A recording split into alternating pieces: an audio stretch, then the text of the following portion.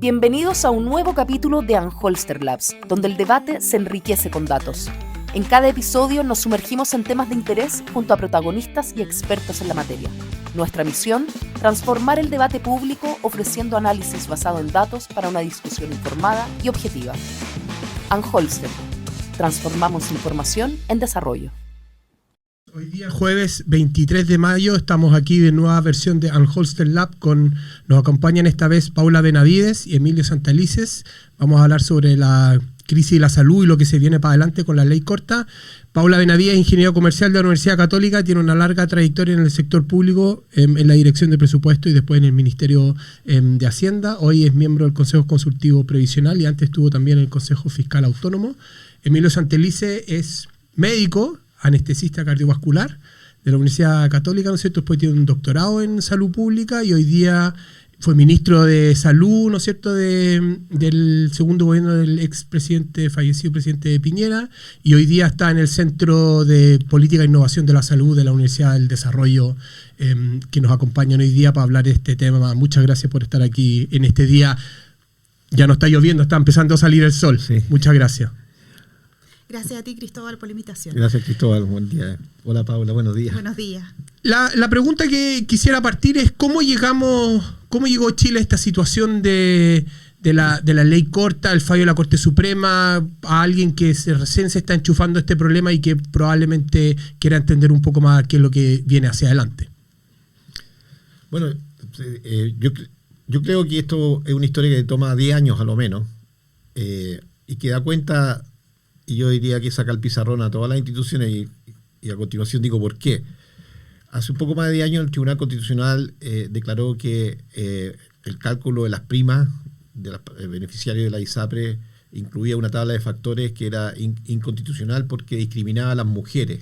Porque para quienes no están familiarizados con el tema, el cálculo de esa prima se hace por un precio base y un factor de corrección a partir del riesgo. Y ese riesgo tiene que ver con los gastos en salud asociados a las personas. Y sabemos que la maternidad es una condición que tiene un gasto adicional. Y considera el Tribunal Constitucional entonces que ahí se discriminaba por cuanto efectivamente, si bien la maternidad genera un mayor gasto, pero ese es un gasto de la pareja, digamos. Entonces yo creo que hay un hecho ahí cierto, que después en el trámite legislativo, los años siguientes, aún cuando se generaron distintas iniciativas en distintos gobiernos, no se pusieron de acuerdo. Y yo personalmente lo viví porque el presidente Piñera me pidió que mandáramos un proyecto y nosotros hablamos en el momento de seguridad social en salud. Y quienes hoy día son gobiernos se opusieron a legislar en esta materia porque precisamente se quería corregir estructuralmente el tema. Pasan estos 10 años y finalmente, a propósito que se judicialice en el tiempo y todas las cortes fallaban en beneficio de las personas porque había mérito para ello. Se judicializa porque la persona dice que me están subiendo el precio de manera injusta, digamos, porque está este antecedente. Y en esa circunstancia entonces, para ser breve, la Corte Suprema emite 2 fallos y uno de ellos no solamente corrige esto a eliminar la tabla de factores, sino que adicionalmente lo hace no solamente para los fallos que se estaban demandando, sino que lo universaliza. Es decir, a mi entender ahí también comete un error la Corte porque se mete en una materia que es de política pública. Entonces por eso digo que esto puso a prueba y sacó al pizarrón a todas las instituciones. El legislativo, porque los legisladores porque no se pusieron de acuerdo, no tomaron en consideración lo del Tribunal Constitucional, la Corte Suprema porque se pasó más allá de lo que le corresponde a mi entender, aun cuando hay otros que dicen que no es así, en fin, pero el hecho es ese, y caemos en esta situación crítica que finalmente se busca resolver a través de la ley corta. Eso es una síntesis de la situación. Ya, pero si esto tú dices partió hace más de 10 años y el fallo fue hace como 2, ¿no es cierto? El último. Así es. Noviembre. ¿Por qué lo que dice el fallo que hay que pagar es solo del 2020 hacia adelante y no de hace 10 años? Porque entre medio, buscando solución a esto, aparece una resolución de la superintendencia, la circular 343, que establece que en cierta forma recoge lo que el Tribunal Constitucional en forma más tardía, pero lo recoge y la autoridad entonces lo que dice, todos los contratos hacia adelante que se generen van a ser sin tabla de factores. Perfecto. Entonces queda un espacio ahí de un grupo de personas que no cayeron en eso porque esto era prospectivo, y sobre eso son los que se declara el que tienen que pagarse hacia atrás a partir de ese fallo, de esa circular. Perfecto. Y mirando para adelante, ahora la ley corta falló y dijo las ISAPRES tienen que volver. ¿Cómo se calcula el monto? ¿Hay consenso en el monto? ¿Cómo yo voy a saber cuánto me tienen que volver a mí? Solo si me dejas agregar algunos años también a la historia para atrás, el doctor Santelices recordaba un hito muy significativo que es este fallo del TC, pero creo que también es importante tener presente los problemas estructurales que se arrastraban en el sistema desde antes de ese fallo, ¿cierto?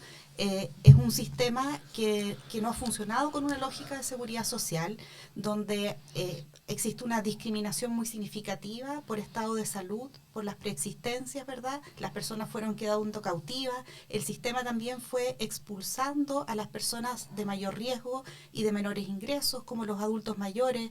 Es un sistema también que careció de mecanismos de pago que incentivaran la contención de costos con una integración vertical, además escasamente regulada.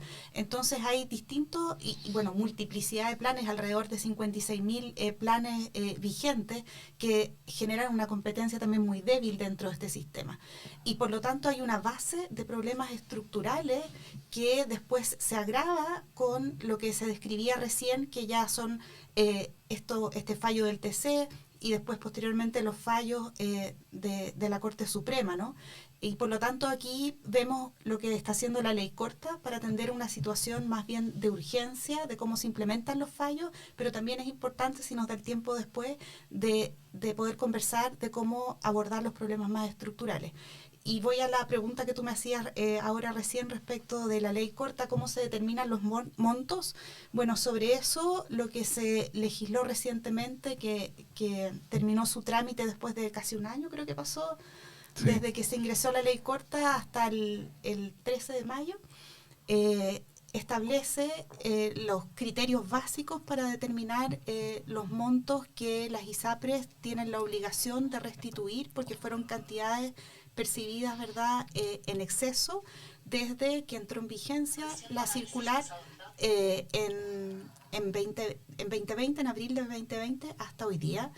Y ahí hay criterios básicos, pero se ha definido también un conjunto de procedimientos para que estos montos se determinen en forma precisa para cada persona.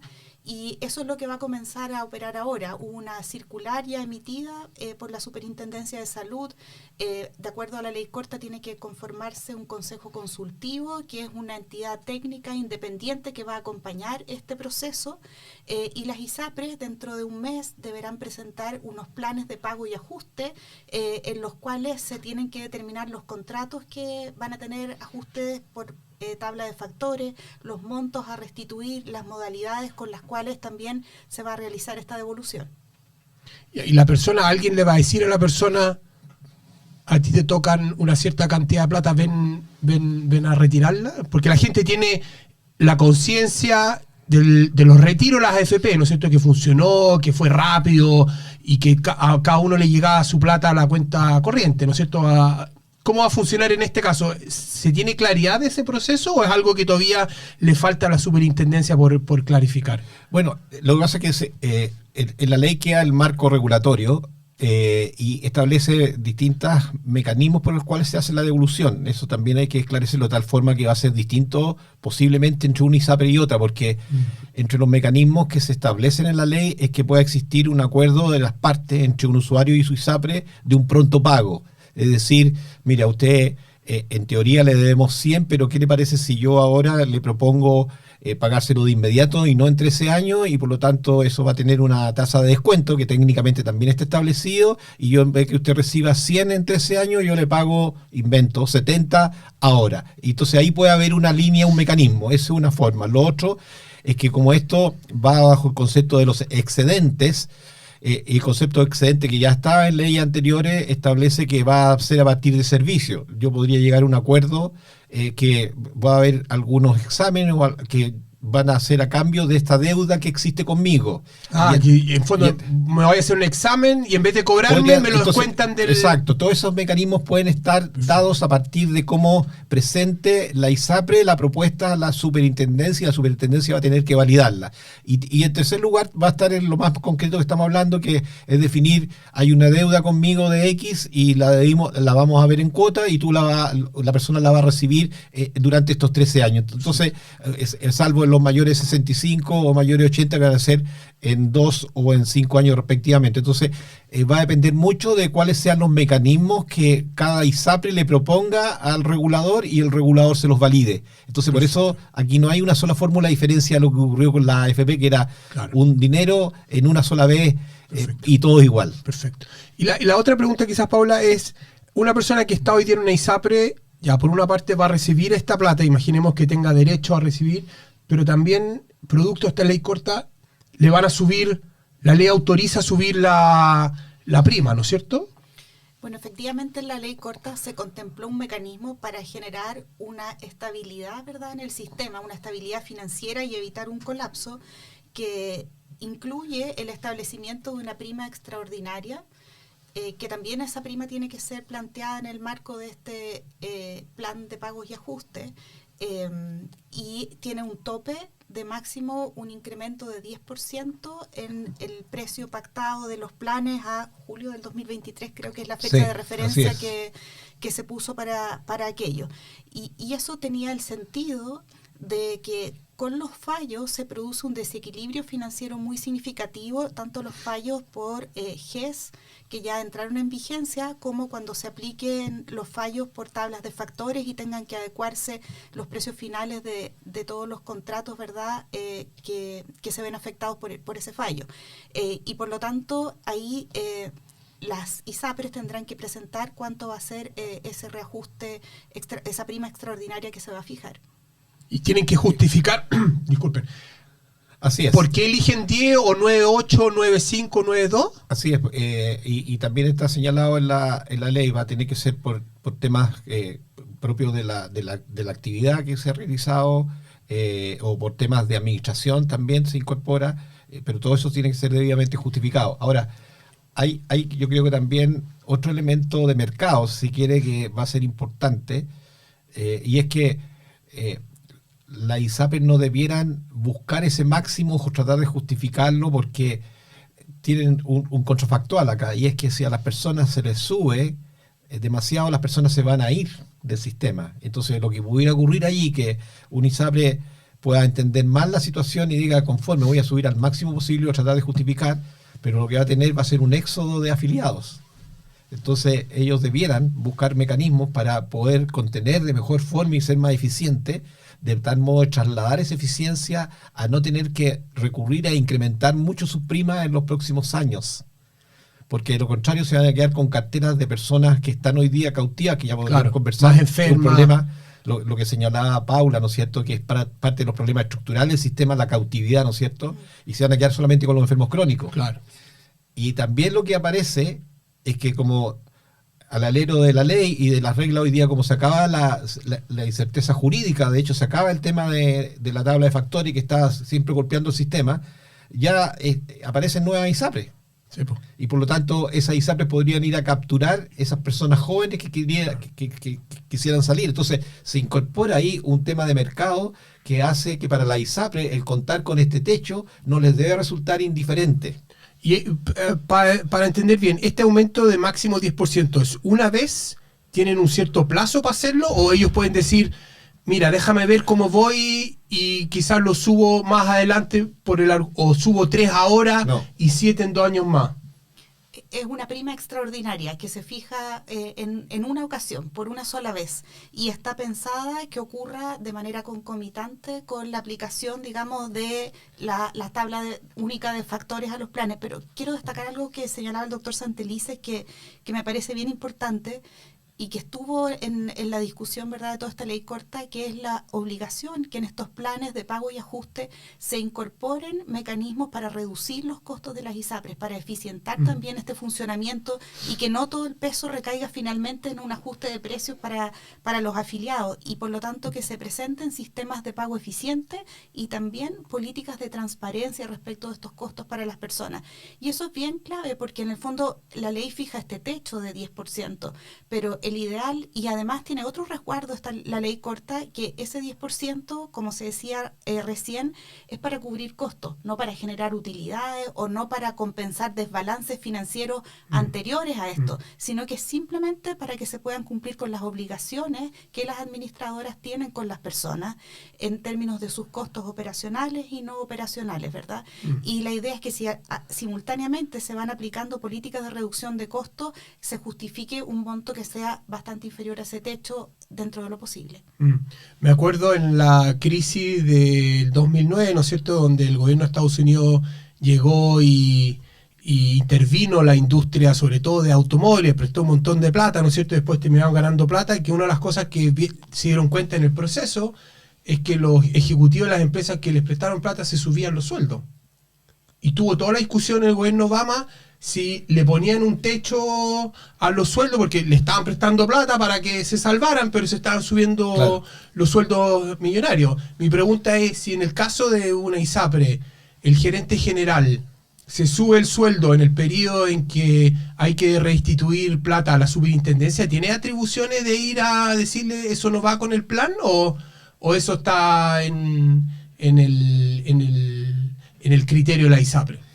A ver, a mi entender, técnicamente acá lo que debe prevalecer es que ellos busquen mantener sus carteras, porque eso les va a permitir la sustentabilidad en el largo plazo, y por consiguiente cualquier triquiñuela de esas como la que tú señalas no tendría ningún espacio, porque significaría pan para ahora, hambre para mañana. O sea, y obviamente los accionistas de esa empresa lo que deben hacer con esos gerentes es cambiarlo, digamos. Entonces yo pienso que por la dinámica interna eso no debiera ocurrir, digamos. Perfecto. Ya, eso era una parte de la ley, pero la otra parte de la ley, que es de la cual menos se habla, ¿no es cierto?, es que tiene esta introducción de la modalidad MCC, ¿no es cierto?, que es esta modalidad de seguros complementarios para FONASA. ¿Por qué terminó esto en esta ley? ¿Por qué fue necesario? ¿Cuál es la racionalidad que esto venga ahora de parte de FONASA? Si nos podrían explicar un poco. Bueno, la MCC estuvo presente, creo, desde el origen de la discusión de la ley corta, ¿no? Desde mi punto de vista surge como una forma de ofrecer alternativas para un sistema que se encontraba enfrentando una crisis. Sin perjuicio de ello, yo nunca he visto la MCC como una solución a la crisis, sino como abrir alternativas, y especialmente está pensada para quienes son afiliados de FONASA, de los grupos B, C y D, para que puedan tener acceso a prestaciones, ¿verdad?, y a una cobertura financiera complementaria. Es una modalidad que está pensada con un conjunto de prestaciones aranceladas en una red de prestadores que está definida, y que, bueno, muchos de sus detalles no se conocen aún porque van a estar contenidos en las bases de licitación, una licitación que tiene que realizar FONASA, y por lo tanto hay todavía, creo yo, un espacio de harta incertidumbre respecto de cuándo y cómo esto va a ir operando. Pero el seguro complementario, hablábamos nosotros antes de partir, ¿no es cierto? Hoy día hay 8 millones de chilenos más o menos que tienen seguros complementarios. Así es. Tú hacías el cálculo que si le sacamos toda la gente de ISAPRE, que son 2,5 millones, tenemos más o menos 5,5 millones de afiliados de FONASA que tienen seguro complementario, que es algo que lo que está tratando de complementar el MCC, si entiendo bien, ¿no es cierto? Eso es porque creen que la solución de mercado es ineficiente, es muy poca, es muy cara, es muy restrictiva. ¿Cuál es el diagnóstico ahí? A ver, yo creo que el instalar un seguro complementario de FONASA, efectivamente, en su origen busca abrir una alternativa frente a, si nos retrotraemos hacia 1 año y medio atrás, el espacio de resolución de esta situación, que hoy día ya la tenemos con la ley corta, no existía, porque en la arena política sabemos que al interior del gobierno había un sector que a partir de este fallo abrazaba la idea que con esto se terminaba el sistema. No olvidemos que en los orígenes, y está en el programa de gobierno del presidente Boric, se terminaba con el 7% y todo pasaba a un fondo único. Y por lo tanto, esa inspiración estaba instalada en el seno del gobierno, por lo menos en algún grupo, y ahí surge entonces la MSC como una alternativa para decir, dado que se va a caer el sistema de cobertura financiera administrado por el sistema privado, nosotros tenemos que potenciar el sistema público y aparece la MSC. Eso está en sus orígenes. Perfecto. Así lo entiendo yo, y de hecho son declaraciones que hizo el mismo director de FONASA cuando se hace cargo del fondo, ¿no es cierto? Y dice que se tiene que terminar este sistema, y él lo explicita en una primera entrevista que dio. Entonces, uno podía entender que esa era la lógica que existía, y por lo tanto, bueno, eso iba a tener su virtuosismo. En los orígenes también dijeron que esa iba a tener una prima de alrededor de 30.000 pesos, y por otro lado que iba a tener una cobertura muy similar a la que da la ISAPRE, que alrededor del 60% de los gastos. Bueno, en el tiempo esto se fue diluyendo, dado que tuvieron que aparecer una serie de alcances técnicos que mostraban que lo que estaban proponiendo originalmente, como estaba ese proyecto, era inviable, porque había una suerte de arbitrariedad de las personas que podían entrar y salir, o sea, era imposible que se sostuviera en el tiempo. Y lo que tenemos hoy día es que efectivamente existe la posibilidad de un seguro complementario que va a ser colectivo a partir de esta licitación. Como decía Paula, desconocemos los detalles, porque aquí hay mucho detalle técnico que va a configurar finalmente cuál va a ser la potencia de este seguro, cuántas personas van a querer adherir a él, toda vez que ya sabemos que hay 5,5 millones a lo menos de personas que ya tienen un seguro complementario. Entonces, cuál es el virtuosismo que pueda tener va a depender mucho de ese diseño y de qué tan ávido esté la industria aseguradora de participar en esta licitación. Yo creo que hay mucho por recorrer todavía. Esto no va a tomar menos de un año. Sabemos que una licitación pública a lo menos dura 9 meses en instalarse, Contraloría, etcétera, etcétera. Por lo tanto, yo creo que hay mucho paño que cortar ahí todavía. Ahora, si uno lo mira en términos de diseño... ¿Hace sentido tener algo como MSC conceptualmente? A ver, yo creo que para un usuario, como en el caso mío, que yo soy beneficiario de FONASA, ¿no es cierto?, el poder tener una opción de tener un seguro complementario que sea más competitivo, para mí pasa a ser una buena noticia, pero tengo que saber la letra chica si efectivamente va a ser una buena noticia. Entonces yo creo que sería anticipado dar un juicio de esa situación.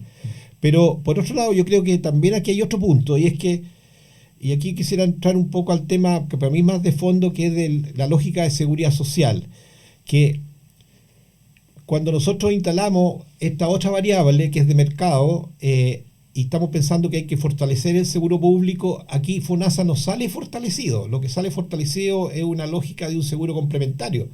Pero el fortalecimiento de FONASA viene por otro lado y por otros espacios que nosotros conversamos en la discusión en su momento, que es la institucionalidad de FONASA, de cómo se le da gobernanza, cómo FONASA efectivamente en su objetivo, porque no está ni siquiera escrito, se instala como un seguro público. ¿Qué significa eso? Que es el garante del cumplimiento de las prestaciones para las cuales ella está entregando financiamiento. Eso no existe hoy día. Hoy día la persona, salvo en GES, y que tampoco lo hace, no va a apelar a FONASA para que haga exigible que en su hospital lo atiendan o no. Y eso determinaría que efectivamente FONASA se constituyera en un actor garante de la seguridad social en salud de las personas. Yo creo que ahí hay un espacio, y cuando hablamos de fortalecimiento de FONASA, yo creo que ese es el camino de fortalecimiento. Esto es una medida que yo creo que surge por las razones que daba anteriormente. ¿Tú cómo lo ves, Paula? Bueno, yo destacaría también que efectivamente en el origen estaban estas discusiones, pero algo que me parece relevante es que se fue generando un acuerdo amplio respecto de la MSC. Creo que es de las pocas partes de la ley corta que siempre fue avanzando con unanimidad, diría yo, prácticamente, y que además en la discusión fue mejorando en el diseño que había. Se fueron recogiendo opiniones en mesas de trabajo, con aseguradoras, entre otros actores, para evitar, por ejemplo, reglas que tenían que ver con que las personas podían entrar y salir del seguro o arbitrar, y por lo tanto era muy inviable que ese seguro fuera a funcionar. Se eliminó en la discusión también la posibilidad de que se adjudicara por trato directo el primer contrato de la MSC, entonces se fue fortaleciendo ese marco, y creo que en el contexto de todos estos desafíos que describía recién el doctor Santelices, que tiene nuestro seguro público de salud y tiene grandes retos para seguir fortaleciéndose, es una modalidad complementaria que puede ayudar a las personas de manera significativa a mejorar sus coberturas y el acceso oportuno también a las prestaciones, pero como decía antes, todavía con un espacio de incertidumbre muy grande respecto de la participación que habrá o no de oferentes, dependiendo del diseño que se le dé, y también de cuál va a ser la prima que tendrá y las coberturas a las que se logren. Para ir como cerrando esta conversación que está muy, muy, muy interesante, yo he aprendido mucho, tú, Emilio, planteaba una cosa central que algo estuvimos conversando antes de empezar esta conversación, es el fortalecimiento de FONASA, ¿no es cierto? Hay un compromiso que tiene el Ejecutivo que en octubre tiene que ingresar una ley que es como una modernización del sistema. ¿A qué apuntaría esa modernización? ¿Cuál es la directriz o para dónde debería apuntar ese nuevo diseño de FONASA en el fondo?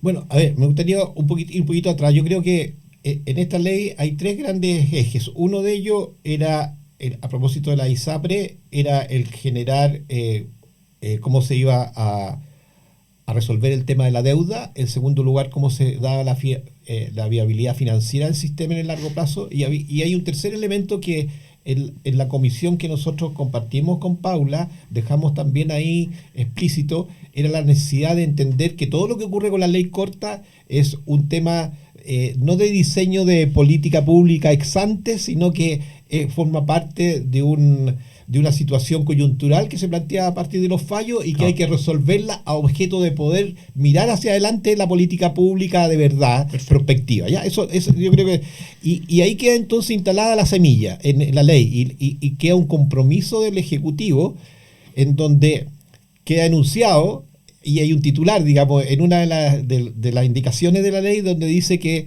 se va en un proyecto de ley en el futuro se va a terminar con la declaración de salud, y asociado a ello se van a instalar y se van a implementar todas aquellas medidas que hagan técnicamente viable terminar con la declaración de salud. ¿Por qué se señala eso? Porque si nosotros determinamos con la declaración de salud a secas, se cae el sistema al día siguiente, porque va a llegar miles de personas con enfermedades y no va a haber quien las financie. Claro. ¿Y qué es lo que significa entonces que Chávez arregló seguido ese compromiso? Que aquí se tiene que hacer un diseño en donde, junto con terminar la declaración de salud, lo que significa la libre movilidad de las personas, se genera un fondo de compensación de riesgo entre Perfecto. Todos los usuarios del sistema de ISAPRES. Y se puede avanzar también en un plan universal de salud.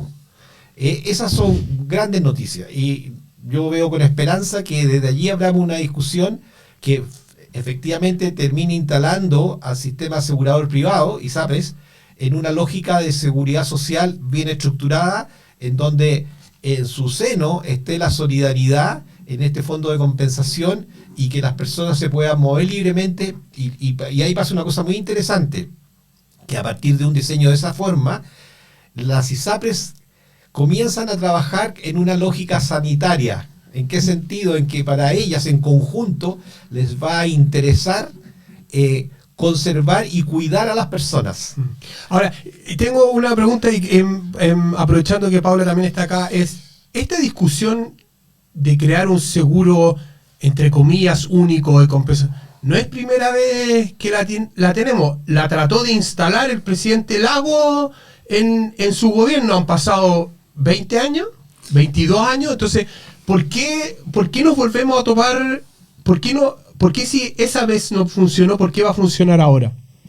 Bueno, si miramos para atrás, esto es como lo que ha sido una piedra de tope que se arrastra por tantos años, que es abordar estos temas más estructurales que tenemos en salud, ¿no? Y vemos que en parte es lo que nos llevó a esta situación de crisis que se enfrentó, como describía el doctor Santelices, como algo coyuntural, que dio un respiro, pero todos estos problemas persisten. Entonces, mi sensación es que esto tiene que ver, por un lado, con las debilidades que conocemos que tiene nuestro sistema político con un sistema político que está hiperfragmentado, pero también con partidos políticos que han tenido un rol bastante débil para poder articular los acuerdos necesarios para ir avanzando, ¿verdad?, en estos cambios un poco más estructurales. Y también con el rol que han tenido los gremios en todo esto, porque mientras el sistema funcionaba con altas utilidades, no fueron muchos los incentivos que tenían, por ejemplo, las ISAPRE a que se fueran abordando los cambios. Pero creo que hoy día hay una oportunidad y que es un momento distinto, porque realmente al borde de crisis al que se llegó, tiene que invitar a todos estos actores, a todos los que participan de esta discusión o participamos, a que se generen y se unen las voluntades para abordar estos cambios. Y ¿dónde nos solemos encontrar con las dificultades? Aquí, respecto de la visión de largo plazo del sistema, hay miradas ideológicas que son distintas. Por un lado, hay miradas que apuntan a un sistema único, universal, público, ¿verdad?, con un fondo único de salud donde se mancomunen los recursos. Personalmente yo tengo esa mirada de largo plazo, y otras un sistema mixto con seguros privados y seguros el seguro público. Pero creo que esas diferencias no tienen que detener los avances que sí tienen que ocurrir hoy día, y donde es posible dar pasos intermedios en beneficio de las personas y que son compatibles con cualquier escenario de largo plazo. Por ejemplo, los que se mencionaba recientemente, terminar con la discriminación por estado de salud que tienen las personas. La preexistencia, en el fondo. Claro, las preexistencias no las vamos a terminar, los que las tenemos, las tenemos. En las consecuencias. Las consecuencias claro. de las preexistencias, y por lo tanto esta cautividad que se generan las personas con un fondo de compensación de riesgo, es decir, un sistema que funcione con reglas de seguridad social, no lo que hemos tenido hasta ahora. Pero yo también eso lo veo como parte de un fortalecimiento necesario que tenemos que ir dando en nuestro sistema público de salud.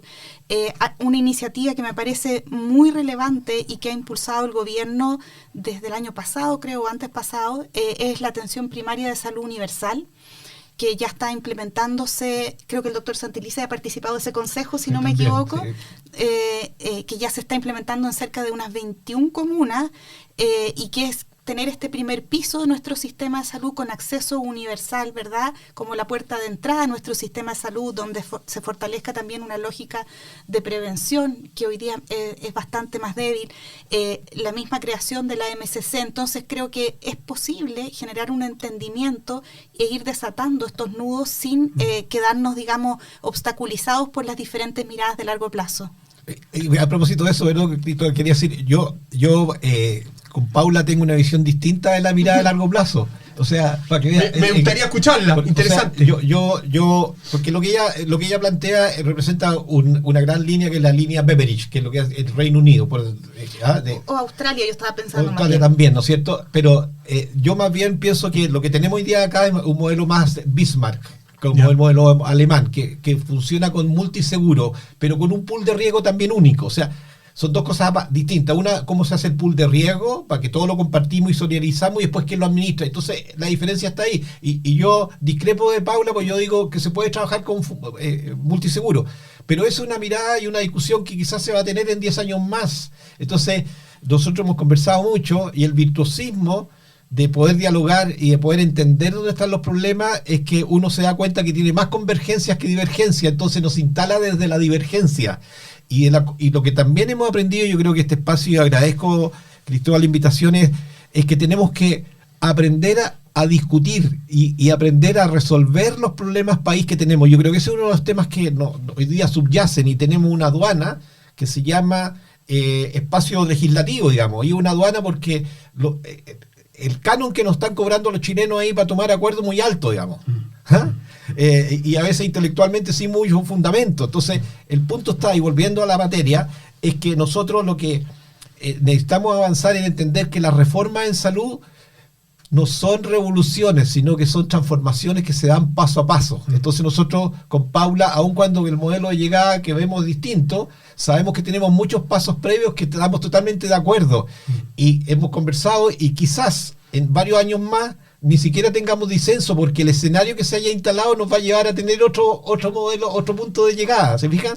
Perfecto. Entonces, bueno, yo creo que este es un muy buen momento, como yo no puedo sintetizar mejor el dilema, ¿no es cierto?, de quizás terminar la conversación. Yo creo que una vez que tengamos más claridad sobre la licitación, los vamos a invitar de nuevo a ver si esto realmente va a ser un aporte a la discusión. Yo creo que quedaron muchas preguntas sin hacer, ¿no es cierto? Y les quiero agradecer por haber venido aquí a este nuevo episodio de Anholster Lab. Mi nombre es Cristóbal Uneos y nos vemos una próxima vez. Muchas gracias, Paula y Emilio. Gracias, Cristóbal. Gracias, Paula. Gracias, Gusto un de gusto. estar. Igualmente. Bienvenidos a un nuevo capítulo de Anholster Labs, donde el debate se enriquece con datos. En cada episodio nos sumergimos en temas de interés junto a protagonistas y expertos en la materia. Nuestra misión, transformar el debate público ofreciendo análisis basado en datos para una discusión informada y objetiva. Anholster. Transformamos información en desarrollo.